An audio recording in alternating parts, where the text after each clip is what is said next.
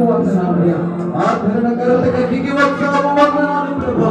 పాప శాప ప్రతి విధమైన దరిద్రపు జీవితాన్ని అయ్యా ఆశీర్వాదకరముగా మార్చుకుంటూ అయ్యా పరమును సింహాసనమును విడిచిపెట్టుకొని నరుడిగా దాసుల స్వరూపము దాల్చి దేవాలయ లోకానికి వచ్చిన మహిమగల తండ్రి నీకు వందనాలయ్యా. ప్రార్థన చేద్దాం ప్రియులారా, ప్రార్థన చేద్దాం. హల్లెలూయా ప్రార్థన. మహాపరిశుద్ధుడా, నీకు కృపా కనికరము కలిగిన మా తండ్రి, సర్వశక్తిమంతుడా, అద్భుతమైన కృపతో నింపుతున్నాను. ఓ జీవాధిపతి, మా రక్షణకర్తమైన దేవ నీకు వందనాలు అయ్యా. ఈ మధ్యాహ్నకాల వేళలో మీరు మాకు ఇచ్చిన విశేషమైన కృపను బట్టి, ఈ అవకాశాన్ని బట్టి, ఈ సమయాన్ని బట్టి నేను స్తుతిస్తున్నాను ప్రభా.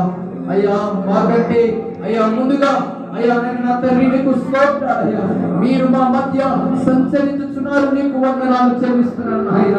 ఈ స్థలమందు ఉన్నటువంటి ప్రతి విధమైన దురాత్మంధకార చీకటి శక్తులని నజరేయుడైన యేసు నామములో కొట్టివేయబడును గాక, లయపరచబడును గాక. నీ ప్రభావము శ్రేష్టమైనది నింపబడును గాక. నీ దాసుని నోట వల్ల వచ్చిన ప్రతి మాట ద్వారా అయ్యా అయ్యా అయ్యా అనేక హృదయాలలో నీ వాక్కు స్థిరపరచబడును గాక, యేసు నామములో ముద్రించబడును గాక, ప్రతిష్ఠించబడును గాక. ఈ దాసుని యోగ్యుడుగా మార్చండి.